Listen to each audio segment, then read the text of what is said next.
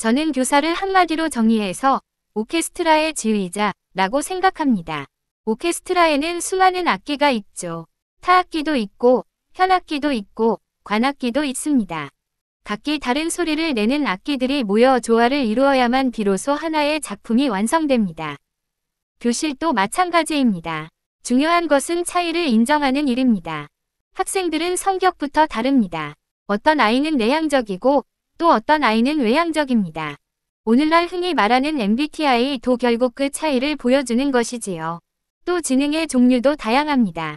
어떤 아이는 머리로 잘 이해하고 또 어떤 아이는 손으로 배우면 어떤 아이는 인간관계 속에서 또 어떤 아이는 자기 성찰 속에서 배웁니다. 저에게 이 다양성의 힘을 깨닫게 한 사건은 학습 스타일이었습니다. 1994년 고등학교에서 여중으로 발령을 받아 근무할 때였습니다. 중학교 2학년 학생 하나가 제 눈에 들어왔습니다. 수업 시간에 잠도 안 자고 그렇다고 적극적으로 참여하지도 않고 그저 멀뚱히 앉아있는 아이였습니다. 호기심이 생겨 담임 선생님께 물었더니 딱 한마디 답이 돌아왔습니다. 600명 중에 597등이에요. 그 말 속에는 신경 쓸 필요 없는 아이라는 뉘앙스가 담겨 있었습니다.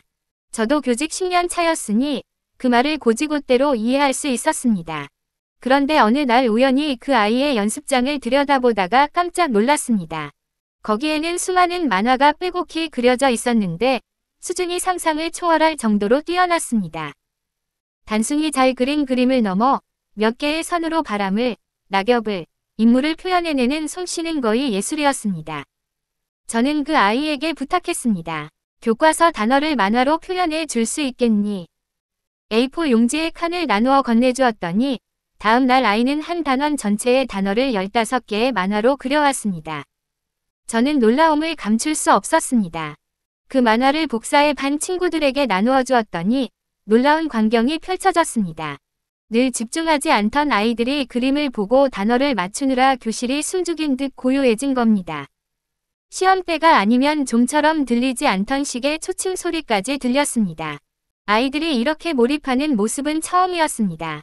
그때 저는 새로운 세계를 보았습니다. 그전까지는 단어를 5번 써오기, 10번 써오기 같은 방법으로만 가르쳤습니다. 이른바 빽빽이 노트에 써넣는 방식이었죠. 하지만 이 경험을 통해 단어를 그림으로, 만화로 학습하는 방법을 발견하게 된 것입니다. 아이들에게 단어를 그림으로 그려보라, 고 하자 숨겨진 달인들이 속속 나타났습니다.